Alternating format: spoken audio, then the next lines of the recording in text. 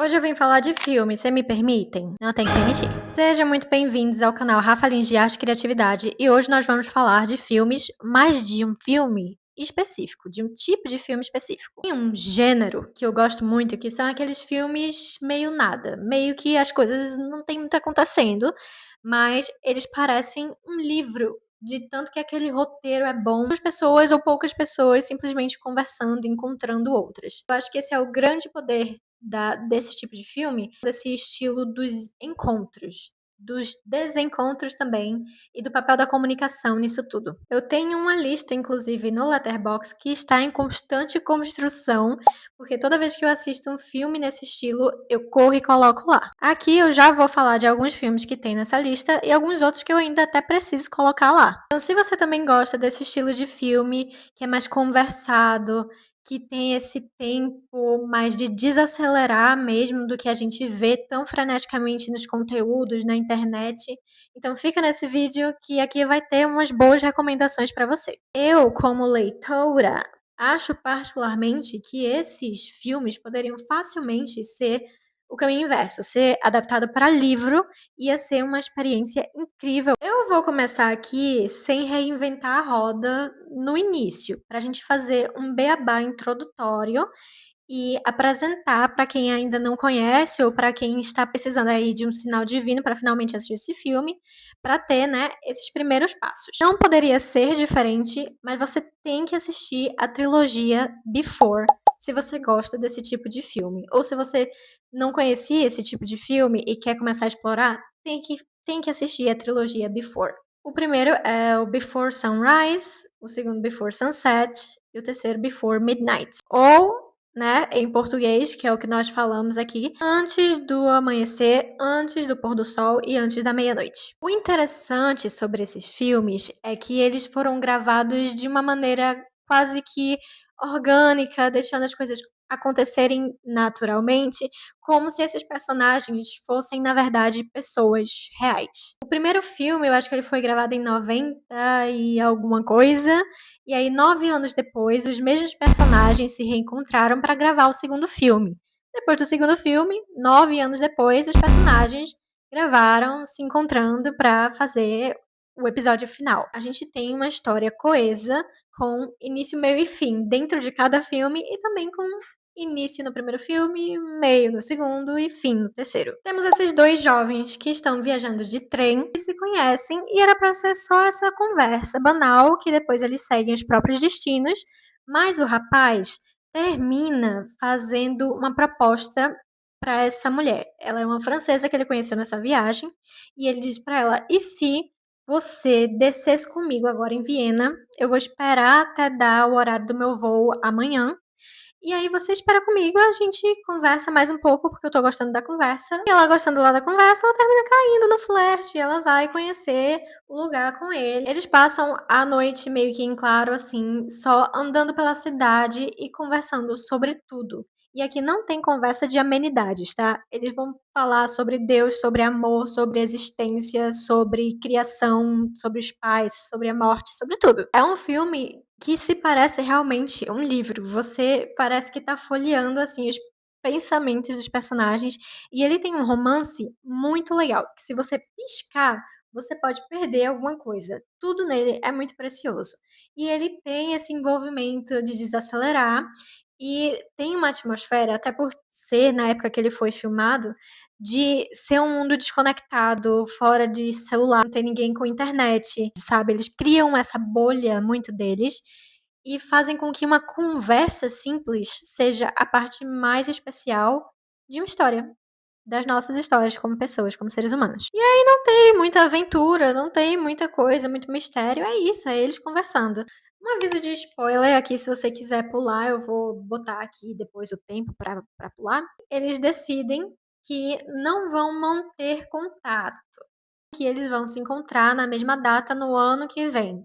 Aquelas burrice, né, de filme de romance. Termina que isso não acontece, e no segundo filme é que a gente vai entender por que que não acontece e o rumo que a vida deles de fato levou. No segundo filme, a gente já vê que eles têm outros relacionamentos, que eles têm um caminho de vida, que eles já estão um pouco mais maduros, eles têm outros tipos de conversa. Eles também estão muito nostálgicos e lembrando dessa noite incrível, mágica e irreal que eles passaram juntos. Aquele formato de conversa permanece, mas o teor delas muda porque os próprios personagens também mudaram. Tem uma coisa muito importante também, é que o rapaz se torna escritor e ele termina escrevendo uma história que é muito baseada naquela noite que ele viveu. Então tem um conflito mais complexo em relação a isso também, porque ela não sabe muito bem como se sentir com essa exposição, ao mesmo tempo que ela também sente essa falta de algo significativo que eles compartilharam de uma maneira breve. Já no terceiro filme, e aqui também outro aviso de spoiler, mas é o estágio mais avançado dessa relação, o estágio de casamento, o estágio de filhos, o estágio de realidade. Acabou lua de mel, acabou o papinho de chaveco, aqui a gente vai ter conta pra pagar, a gente vai ter papo de realidade mesmo. É um soco no estômago, porque a gente tinha visto um relacionamento muito lindo, muito leve, muito romântico, e agora que a realidade bate na porta, a gente enxerga o peso de voltar para a realidade. Então, por mais que as conversas que eles tenham nos dois primeiros filmes sejam muito próximas de conversas reais que pessoas normais teriam, apesar de ter certo tom pretensioso, mas se não tiver um certo tom pretensioso, você realmente ama alguma coisa? A lógica troca e se inverte nesse último filme para que justamente eles caiam dessa nuvem de sonho e agora eles comecem a tratar das coisas de uma forma realmente real, com uma idade ainda mais avançada e com um olhar, às vezes, até cínico para determinados temas. Outro filme que vai nessa vibe de pessoas conversando e é isto, mas que tem um teor completamente diferente da trilogia Before, é Boa Sorte, Léo Grande. Aqui nós vamos ter uma mulher que é mais velha, ela é professora e ela é muito insegura com o próprio corpo, com a própria idade e com alguns dilemas morais. Mas ela nunca experimentou um orgasmo na vida e é isso que ela está procurando. E aí, durante uma noite, ela contrata um homem para satisfazer os seus desejos. E aí ela fica em conflito porque ela não se sente confortável, ela não acha natural essa escolha que ela teve, mas ela queria muito que isso acontecesse. Ela tá frustrada com diversos aspectos da sua vida. E ela também tem essa questão de não é certo eu estar pagando uma pessoa para isso, não é certo o que eu mesma estou fazendo, me colocando nessa situação. E aí o que a gente vai ver durante esse filme é uma grande conversa dessa mulher com esse rapaz. E ele respeita muito o tempo dela e não só isso, mas ele ajuda ela a entender certas coisas que às vezes ela já ia conseguir saber sozinha. Ela só precisava de um empurrãozinho. Apesar dele ter esse teor sensual, sexual e tudo mais, ele é muito um filme quentinho no coração. E ele é muito importante justamente por mostrar um lado de histórias que geralmente não são mostradas, que são mulheres mais velhas que nunca tiveram a liberdade de sentir seu próprio corpo e de conhecer os seus limites e os seus prazeres e de se libertar também da ideia do que é ser uma mulher e do que é performar, né, o papel feminino na vida. É um filme extremamente engraçado, tá? Não sei se eu demorei pra dizer isso. Quando eu estava falando da trilogia Before, ele é um romance, ele tem mais uma pegada de drama, tem uma coisa melancólica, e então ele fala de coisas mais assim, de pensar, de refletir. Esse também tem, mas é muito mais divertido e muito mais leve. Esse próximo filme que eu vou falar agora, eu fico muito dividida em relação a ele. Mas eu acho que eu gosto dessa sensação, então por isso que eu tô indicando. Eu vi um TikTok de uma menina falando sobre ele e eu pensei, eu preciso disso na minha vida, eu preciso assistir esta obra. Eu tô falando de O Raio Verde, ele é um filme francês e ele vai contar uma história também de uma mulher que tá meio perdida. Ela é uma jovem adulta e ela acabou de ter um término de relacionamento e ela não sabe muito bem o que ela quer fazer. Então ela decide entrar de férias e viajar. Só que ao mesmo tempo ela não sabe se isso é o certo a fazer, então várias vezes durante o filme ela vai hesitar vai pensar: "Ah, eu não sei se eu quero de verdade entrar de férias".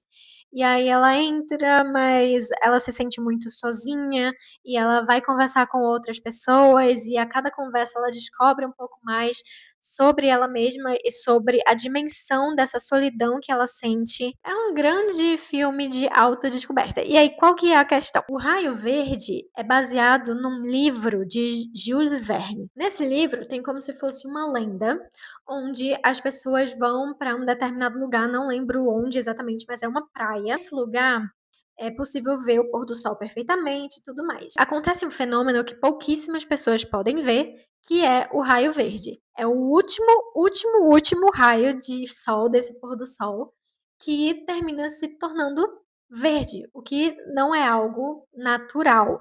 Mas se você consegue capturar esse fenômeno, se você consegue ver esse fenômeno quando ele acontece, você consegue ter um desejo realizado para si, você consegue um autoconhecimento, você consegue uma dimensão de si que você não tinha antes. É como se fosse uma mágica irreal mesmo. Ela escuta sobre isso e ela vai procurar essa coisa que está faltando nela.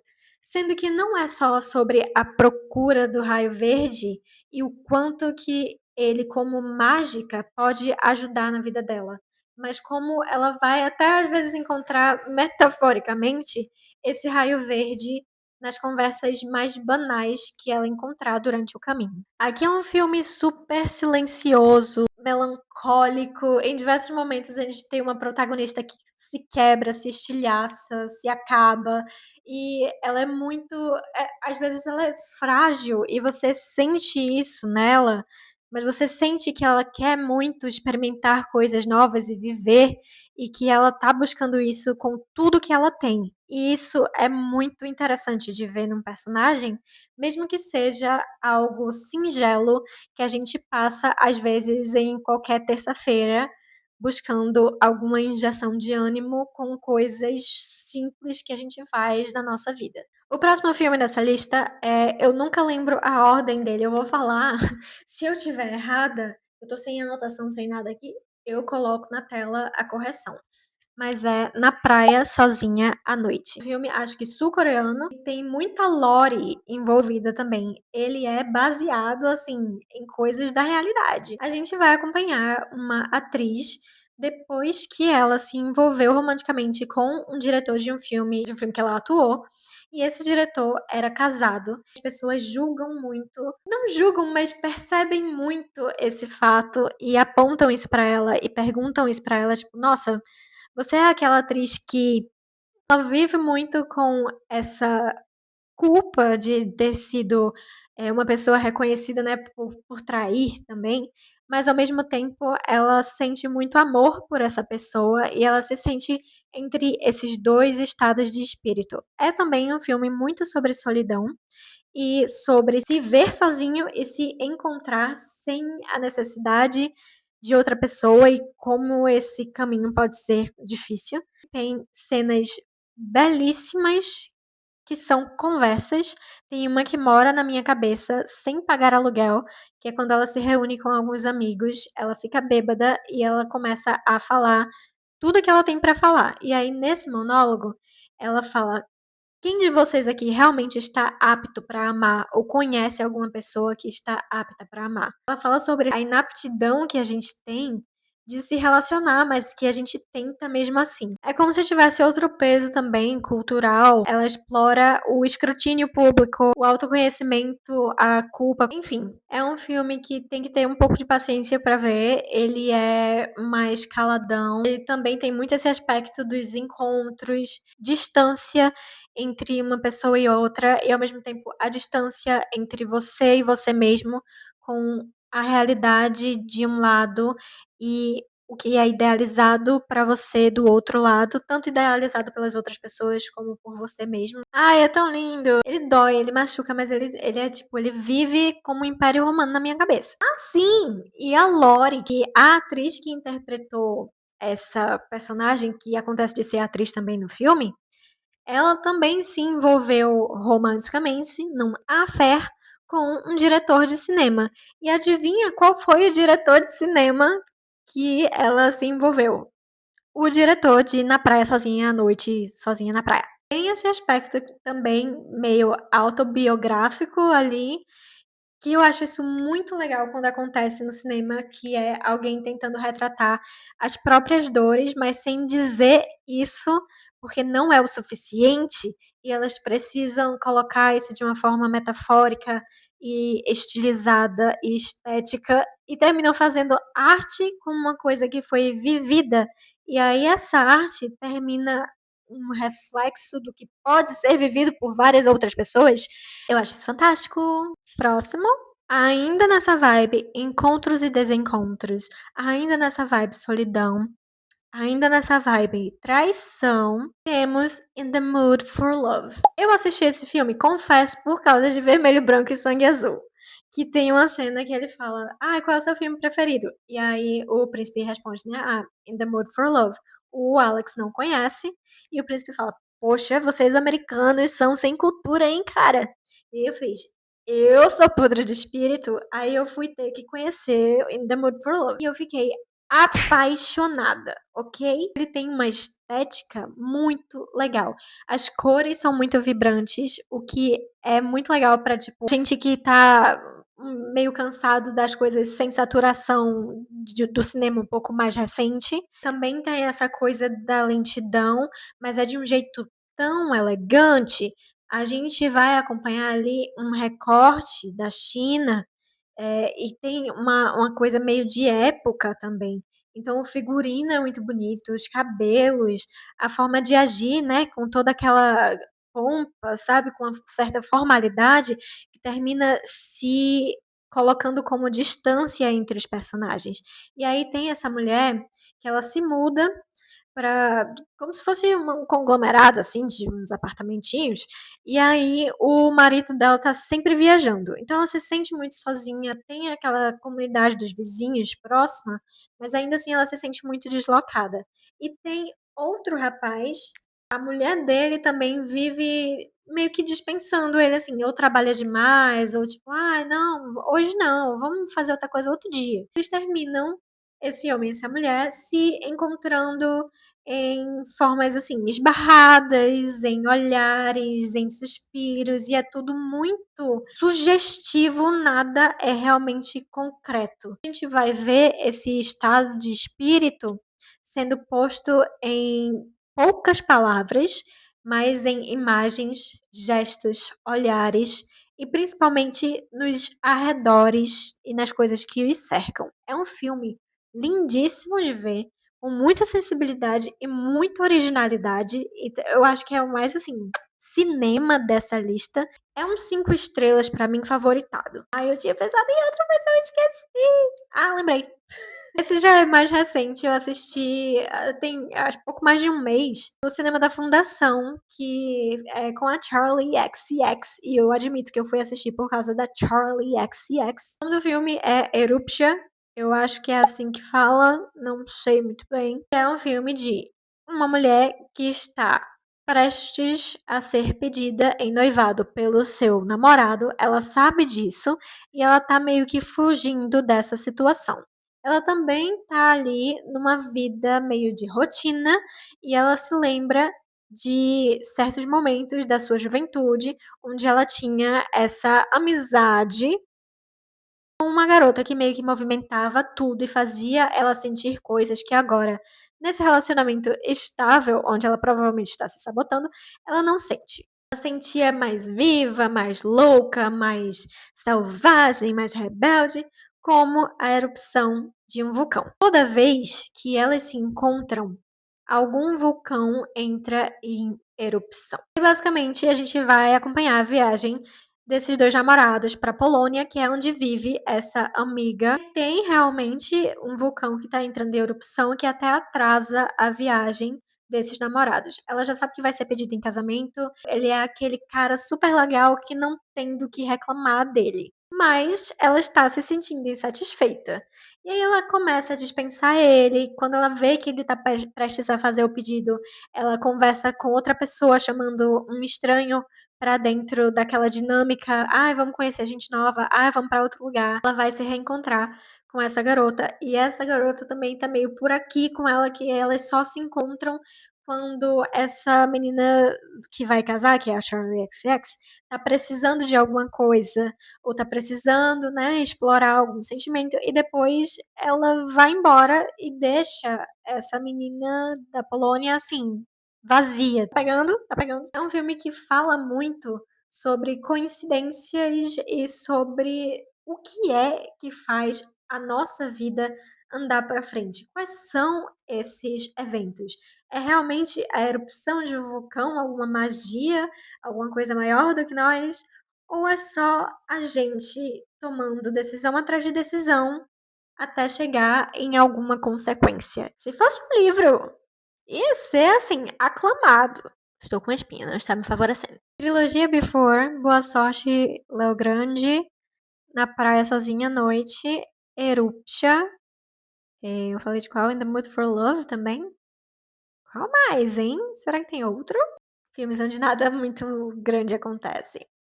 I love filmes onde nada muito grande acontece. I love. Bom, já chequei o Letterboxd e era isso. Na verdade, eu falei mais do que eu tinha colocado lá na lista, porque, como eu falei, é uma lista que está em construção. Então é isso. A gente se vê no próximo papo ou na próxima criação. Um beijo. Tchau.